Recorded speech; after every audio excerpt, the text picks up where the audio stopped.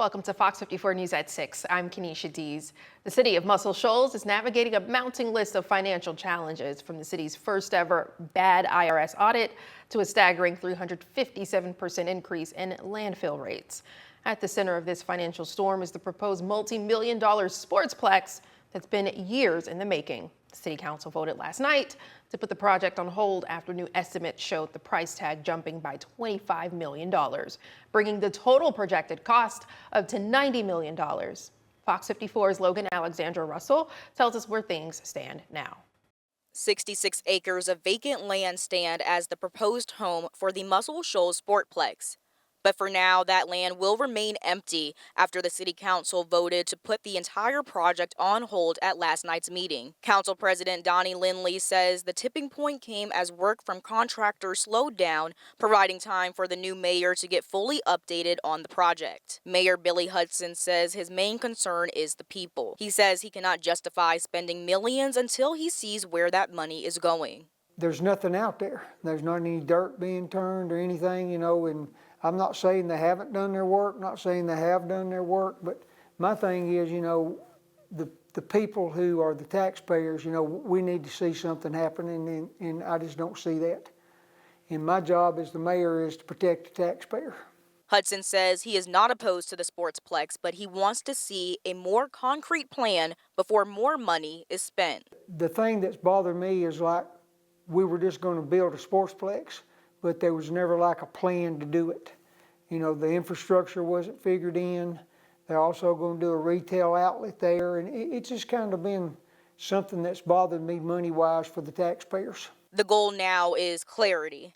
The city wants to ensure that if they build it, the money is as solid as the foundation. In Muscle Shoals, Logan Alexandra Russell, Fox 54 News.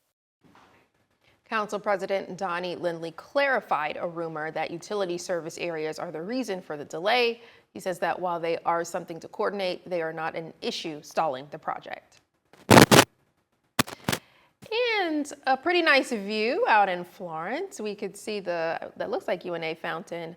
But yeah, it's cloudy skies above nonetheless. But the good thing is it stayed warm. I can't complain. The warmth stuck with us. I'm joined now by Fox 54 Weather Impact Chief Meteorologist Jordan Dressman. Jordan, we're loving the warmth here. Makes me wish it was already really spring. But what can we expect for the rest of tonight? Any rain? Yeah, it's going to be nice and quiet through the rest of the evening, despite the increase in cloud cover. And despite that increase in cloud cover, no, we're not going to be talking about any rain this evening or the overnight. But I do have a little bit of rain in the forecast. And that cloud cover was a rather prominent feature through the course of the afternoon. But you're also right, temperatures still managed to climb. We were all well above average. Live look out over the Parkway this evening, still holding on to a cloudy sky out over the Parkway. And we're not the only ones. Everybody else is talking about a cloudy sky as well. 59 right now in Huntsville, though some of us still holding on to the 60s. 62 in Arab, 64 in Albertville.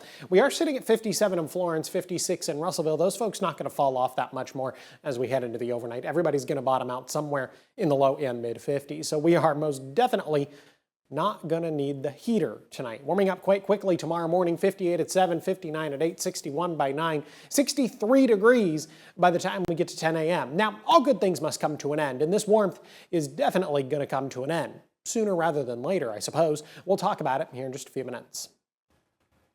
We've learned tonight the suspect in the shooting on I-65 that killed a man and injured a woman has been identified. Giles County Sheriff's Office says Aaron Purvis was arrested yesterday in Franklin County on unrelated charges. Authorities say they recovered several guns, one they believe was used in the shooting, and other evidence. Deputies say they responded to a crash on I-65 around 11:30 p.m. Sunday. When deputies arrived, they determined that the crash happened after Simeus was fatally shot from another car. The passenger in the car, Elda Simeus, also shot and is in stable condition. Warrants have been filed to charge Purvis, the man you see on your screen, with first-degree murder and attempted first-degree murder. A domestic violence call led to the arrest of a Coleman police officer in Morgan County. Coleman police say officers were called around 6:45 p.m. yesterday to a home on Scenic Drive. After investigating, probable cause led to the arrest of Roy Bates. authorities say, a Lake Patrol officer with the Coleman Police Department. Bates is charged with domestic violence and has been placed on administrative leave while the department conducts an internal investigation.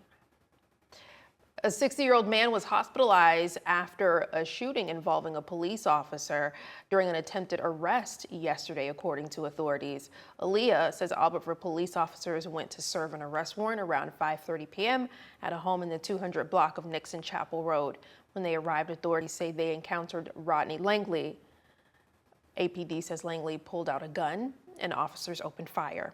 Langley was shot during the exchange, then airlifted to Huntsville Hospital for treatment. His current condition, unknown, and no officers were injured. A traffic stop last Thursday led to the arrest of a Danville man and the seizure of guns, money, and drugs, we've learned. Morgan County Sheriff's deputies say they stopped a car near the intersection of Ironman Road and Blankenship Road. During the stop, a large amount of cocaine and weed were found, according to authorities. From there, investigators obtained a search warrant for the driver, Philip Burgess, home at 200 Blankenship Road, where they found more drugs, they say, guns and money believed to be from selling drugs. He's charged with drug trafficking, marijuana possession, and unlawful distribution of a controlled substance, and he's being held on a more than $18,000 bond. A former church daycare worker accused of sexually abusing multiple children in his care set to appear in court for a preliminary hearing tomorrow. Cameron White, pictured here, was arrested on January 22nd after the church reported allegations of inappropriate contact with the child in his care. Court documents allege he was possibly sexually abusing children for years, dating all the way back to 2021. He now faces 8 felony counts of sexual abuse of children under 12 with a total bond of $400,000. He's set to appear in court at 1:30 p.m. tomorrow.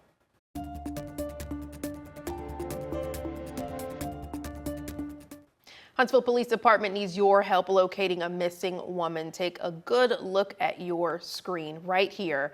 51-year-old Tracy Crossland was reported missing Friday. She's considered transient and her family hasn't had contact with her.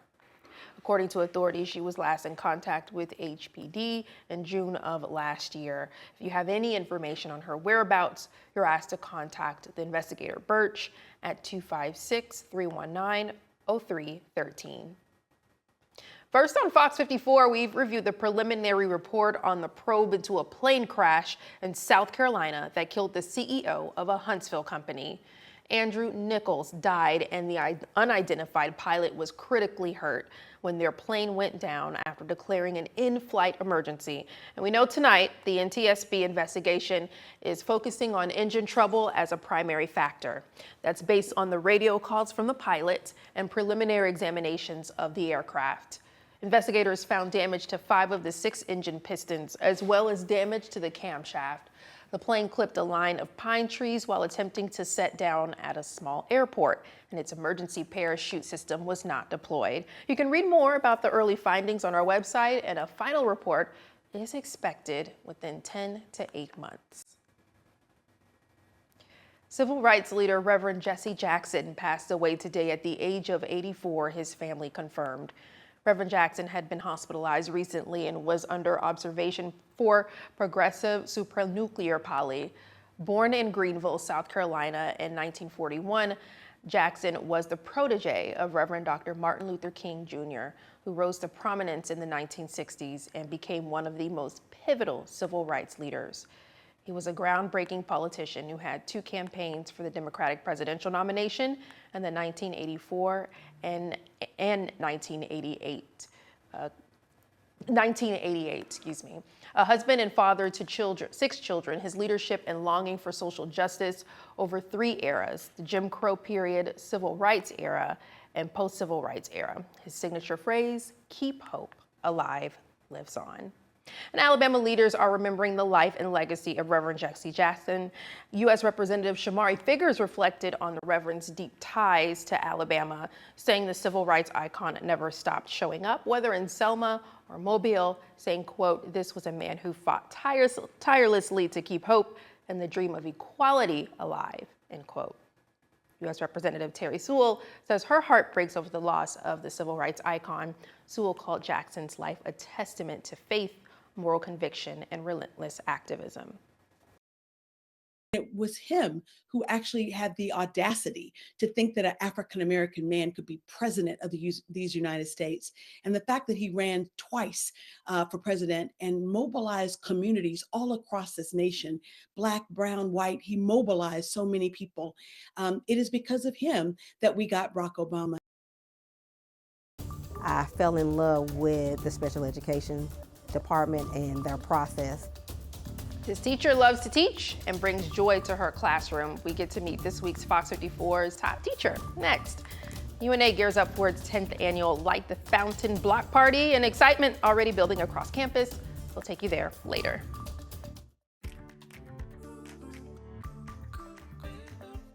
Now, Fox 54's top teacher, sponsored by Calhoun Community College.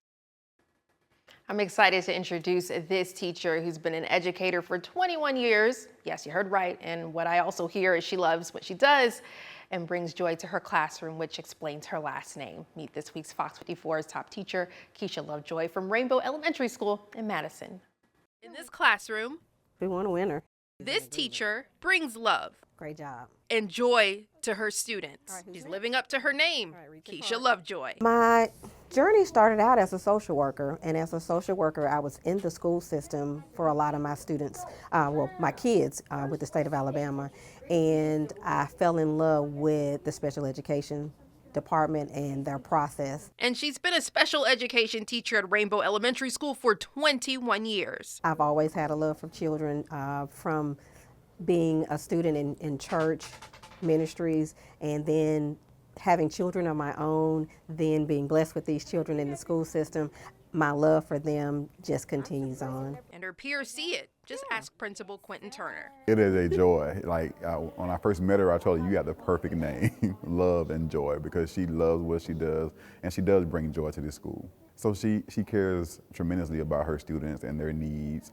She's well-rounded. She always has a positive attitude, just a bubbly person, like someone you want to be around all the time, you know. And that bubbly personality translates into her teaching methods. Sure, she teaches the core subjects, but Lovejoy says social and behavioral skills are important too. My kids are engaged in a social skills game, and we're learning how to win and lose and to work together to come to the end. Lovejoy does admit her role comes with challenges, but she says she's equipped for it. Making sure that all of their needs are met, not just their educational needs, but their mental health needs, their physical needs. You know, sometimes parents can't come through on that end, and I feel like that's my job as their school mom to take care of those needs when they're here with me. Congratulations, Mrs. Lovejoy. Check out the moment she was surprised as a Fox 54 top teacher right here on Fox 54 Plus, also nominated teacher at fox54.com. The countdown is on for UNA's biggest party of the year. What President Kenneth Kitts says goes into making all of this happen. That's coming up next. And Jordan, we're going to hold on to this warm weather while we can.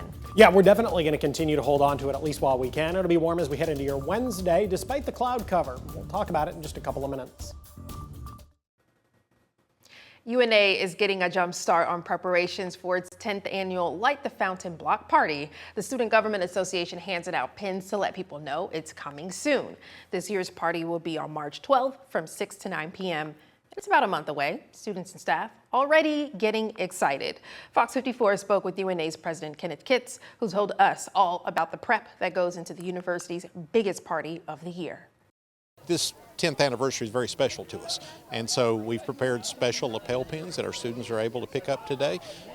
We want them to invite friends. We want our accepted students who are going to be joining us next fall to be here, community alum, right? You know, this is just a way of helping to promote the event, making sure it's the biggest, best Light the Fountain ever.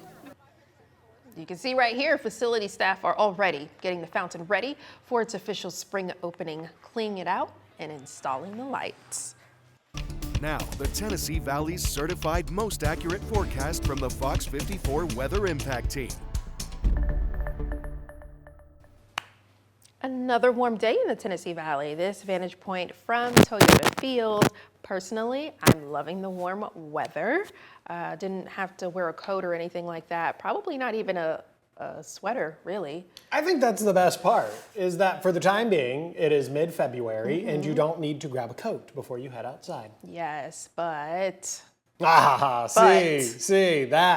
the thing. And I'm glad you said the but, not me, so that you look like the bad person and I get to look good for about 3.2 seconds. I'm the bad guy. You are, but then I'm the one that has to follow up the fact that you're the bad guy with all of the news about why you're the bad guy. And there is a very large but about the fact that we don't have to wear our coats for the time being. That is going to change, and it is going to change in this 7-day forecast. We had plenty of cloud cover through the course of the afternoon. You saw it there, that video out from Toyota Field earlier today. We're holding on to that cloud cover this evening. I do think that cloud cover is sitting a little bit thicker north of the Tennessee River and heading up into southern Middle Tennessee. Maybe a couple of breaks in the cloud cover south of the river. Now, that cloud cover actually did have an impact on how high temperatures were able to climb today. Now, the cloud cover was more prominent over in northwest Alabama. The rest of us got to start the day with a little bit of sunshine, but where they saw cloud cover all day, it was only 63 over in Florence, 60 degrees in Russellville, 63 in Moulton. I say only, but that's still well above where we should be this time of year. The rest of us actually got to enjoy a little bit of sunshine up until about 11 o'clock in the morning. Then those clouds really began to build in